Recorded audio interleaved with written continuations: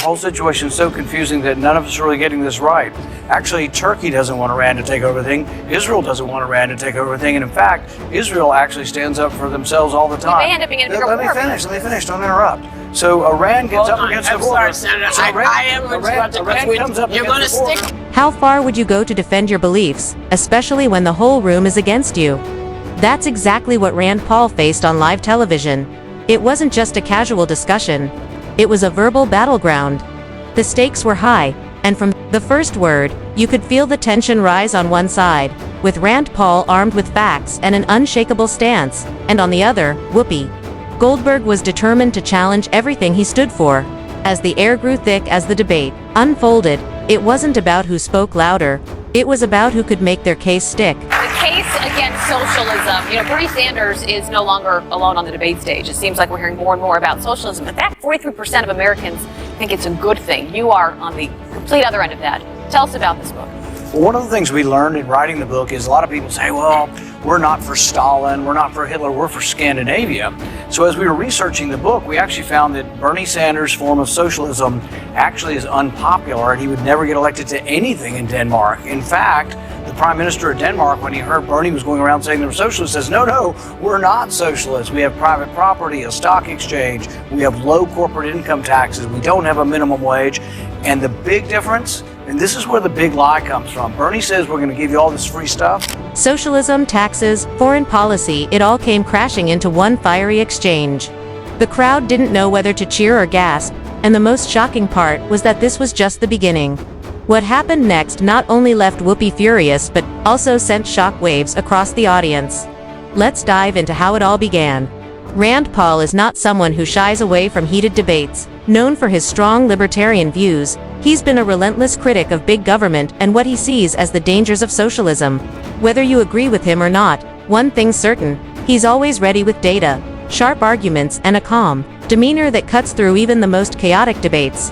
We're only going to tax the rich people. In Scandinavia, they tax the working class, 25% sales tax, and an income tax starting at $60,000 is 60%. So really the difference between their country and our country is they do have more free stuff in Scandinavia, but they pay for it with massive taxes on the working class and the middle class. But we have massive taxes here, but we don't get any free stuff. We don't have free health care. Our public education system is a problem. It seems like the only people that get free stuff are the very, very wealthy. We have a different form of taxation in our country. Then there's Whoopi Goldberg, a household name and a co-host on The View. She's known for her passionate and often fiery takes on politics and social issues over the years.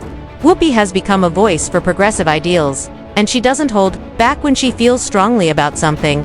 Her experience in debates, combined with her quick wit, makes her a formidable opponent for anyone who steps onto her turf. When these two collided, it was clear from the start this wasn't going to be just another polite conversation. Both were ready to defend their beliefs, and the audience could feel it. It all started with a simple premise. Rand Paul joined The View to promote his book The Case Against Socialism. But from the first question, it was obvious the hosts weren't interested in small talk. Whoopi and the panel wasted no time diving into the heart of the issue. Was socialism truly as dangerous as Rand Paul claimed? Taxation in our country, ours is much more progressive. So we've taken the poor off of the rolls. They don't pay income tax anymore. Most people below $50,000 don't pay any income tax. The top 1% in our country pay 40%. Our audience says that's not true. Well, the IRS statistics say that the top 1% in our country pay 40% of the income tax, and that those making less than $50,000. Donald Trump doesn't pay any income tax. Converse quickly turned toward Venezuela, with one of the hosts arguing that the country's collapse wasn't about socialism at all. Rand, unfazed, countered with examples of failed socialist policies that left millions in poverty. He explained how the promises of free healthcare and education often come at a high cost, paid directly by the working class through heavy taxes. The tension in the room was undeniable. Whoopi interrupted, challenging his points with passion. The back and forth wasn't just about facts, it was about ideology, and as the audience sat on the edge of their seats, it became clear that this debate wasn't going to simmer down anytime soon. The moment the discussion kicked off, the atmosphere grew electric. Venezuela became the centerpiece of the argument. One of the hosts insisted that its economic collapse was due to corruption, not socialism, but Rand Paul wasn't buying it. He calmly explained how socialist policies, like nationalizing industries and massive government, Control stripped Venezuela's economy of innovation and led to widespread poverty. I live in Miami. There's tens of thousands of Venezuelan exiles living there. You talk a lot about Venezuela in your new book. I get a lot of political ads from the Republican Party. Donald Trump has tweeted this. Many have tweeted this. If you vote for Democrats, they will turn the United States into Venezuela. Do you think that's a fair statement to make? Well, if you vote for a socialist, you might get socialism. Come on, don't do that. Maduro is not a socialist. He's a corrupt, murderous thug who is starving his people. That's not true. That's not true? Maduro's not a thug and a murderer who's starving his people. Let's have a conversation here. Chavez was a socialist, and socialism was the economic system and of Venezuela. Stole. It's kleptocracy. It's not socialism. But here's the question is, they voted for socialism. They voted for, let me finish. No, I can't let you finish. If you're going to say Maduro's not a murderous thug, I'm not letting you finish. It's a damn lie. He pointed out a striking fact before socialism took hold. Venezuela was one of the wealthiest nations in Latin America, rich in natural resources and brimming with potential. Now empty shelves. Skyrocketing inflation and millions fleeing for survival, Rand used these examples to show how socialism's promises can unravel quickly. But the hosts pushed back, questioning whether such comparisons were fair. Rand doubled down, bringing up how countries like Denmark, often labeled as socialist, actually thrive on free markets. The tension mounted as Rand led his arguments with precision, leaving no room for doubt, and this was only the first round of the heated exchange. And I've got a bunch of neighbors and friends who know this. Don't do this to me. Don't mansplain. I'm a 47-year-old. Rand Paul. His new book is called The Case Against Socialism, and we'll be right. And we'll be right. As the debate intensified, Whoopi Goldberg stepped in with a bold challenge. She argued that the United States is nothing like Venezuela and dismissed comparisons to socialism as fear-mongering. Rand Paul didn't flinch. He brought up Denmark again, explaining how their system works. Massive taxes on the middle class fund their social programs. He added that Bernie Sanders' ideas would require similar tax burdens in America, but politicians never admit that. Up front, the room grew even tenser when Rand dropped a hard truth. If you vote for socialism, you get socialism. This line hit hard. The crowd reacted with applause, surprising even the hosts. Whoopi, visibly irritated, questioned his broader claims about free markets versus government control. Rand stood his ground calmly, emphasizing how history has repeatedly shown the dangers of centralizing too much power in government. The interruptions became frequent, with voices overlapping, but Rand didn't lose focus. The battle of words had the audience hooked, wondering how far this argument would go.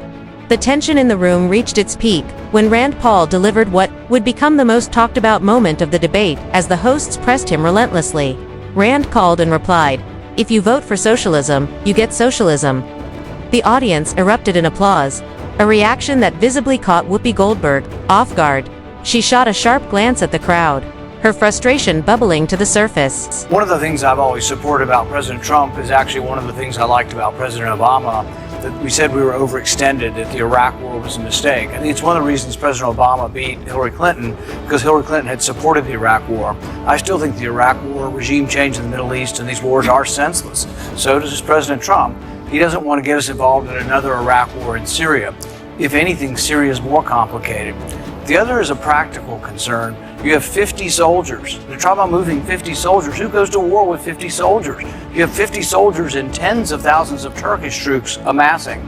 The Turks are also allies. The Free Syrian Army were our allies for 7 years. They're allies. But Rand wasn't finished. He pointed out that socialism isn't just a theory, it has real-world consequences, and they're rarely as rosy as politicians make them sound. He explained how centralized government power stifles creativity, crushes ambition, and ultimately hurts the very people it claims to protect. Whoopi tried to regain control, arguing that socialism could be implemented differently in the US, but Rand countered with facts about countries that tried similar experiments and failed. The crowd's reactions made it clear this wasn't just a debate, it was a wake-up call, and everyone in the room could feel the shift in energy with the discussion on socialism.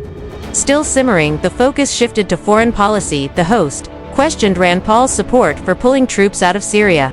Accusing him of abandoning allies, Whoopi demanded to know if withdrawing was the right way to handle the situation.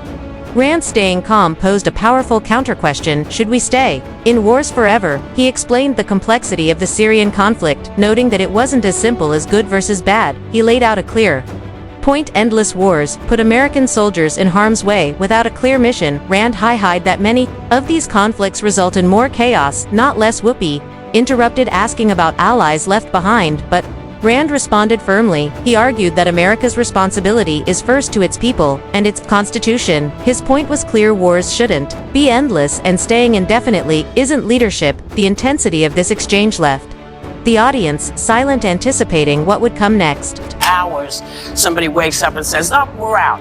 Right. Is that the right way to do this? I think the way we look at wars, we don't look at No. Is that the right way to do it? Question. Okay. When we decide whether or not we're sending our young people into harm's way, we should obey the Constitution, which says we should declare war and put them in a war theater. But let me finish. Okay. And here's the thing about it, is if you ask these people, Lindsey Graham and the Cheney war and all these warmongers that want to stay at war forever, who are we going to declare war on? They don't know who. We're going to declare war on Turkey, our ally? Should we Free ever Syrian walk Army, out ally? in the middle? It's like walking out. Should never be there in the first place. That's not the question. Yeah, that's all good. But see, the left agreed But with we're me for in so many there. years. For so many years, the left agreed with me. I am neither They left sent- nor right. I'm just American. I want to know, should we be taking, should we be walking out on it? The debate took another sharp turn when the host challenged Rand Paul on domestic policies. Sonny Hostin accused him of supporting tax cuts that only benefit the wealthy. Rand, prepared as ever, hit back with a striking fact: the top 1% of earners in the U.S. pay nearly 40% of all income taxes. Meanwhile, a significant portion of the population pays little to no income tax. His tone wasn't dismissive. It was factual and firm. Sonny wasn't convinced, arguing that the middle class is still struggling with healthcare and education costs. Rand countered with examples of countries like Denmark, where taxes on the middle class fund free programs. He explained that in those systems, workers pay up to 60% in income taxes and a 25% sales tax. Nothing is free, he stated, cutting through the emotional appeals with cold, hard numbers. The room felt divided. Was he right, or were the hosts justified in their frustration? One thing was certain: Rand's arguments weren't easy to dismiss. The debate reached its boiling point when Whoopi Goldberg declared, "I'm just American." She used this as a way to distance herself from partisan politics. Rand Paul, unimpressed, delivered a sharp reply: "If you're just American, maybe you should listen to ideas that don't align with your narrative. That's what true Americans do." The crowd's reaction was deafening. Applause, the energy shifted. Whoopi's frustration was visible as she tried to regain control of the conversation. Rand pressed on, discussing how open-mindedness is critical for political progress. He highlighted the importance of debating policies without resorting to labels or preconceived ideas. Here's the thing is, left and right have agreed in the past that regime change doesn't work. When we got rid of Hussein, we got chaos and more terrorism. When we got rid of Gaddafi, chaos and more terrorism. But Senator, we're here now, though. As But well. we're here. We're And not really here. We got 50 people. We're not here. doing Yeah, but anything. frankly, hold on. Symbolic, and that is why Yeah, it and kept you tell their parents Turkey that. from invading. You tell their parents Isn't that true? You tell the parents of those 50 kids how great the symbolism was when a suicide bomber blows up all 50 But kids. didn't it You keep tell Turkey them, from no, invading? No, And I'm not. pulling that No, no. gave You tell Turkey their the parents. green light. You tell their Isn't parents that why true? they're there. But You isn't tell- that true? You tell their parents why Isn't they're it there. true that Turkey You did tell not How do you invade feel about because we have how do you feel about the So, video I that we're actually- seeing of the I find- Kurds getting slaughtered? I find the position of pulling out of these wars, that is a popular one, and I am there. There's a difference in having a strategy and leaving the Kurds there to die. Whoopi, clearly caught off guard, struggled to counter the audience. Caught up in the intensity, they seemed to hang on every word. This wasn't just a clash of ideas.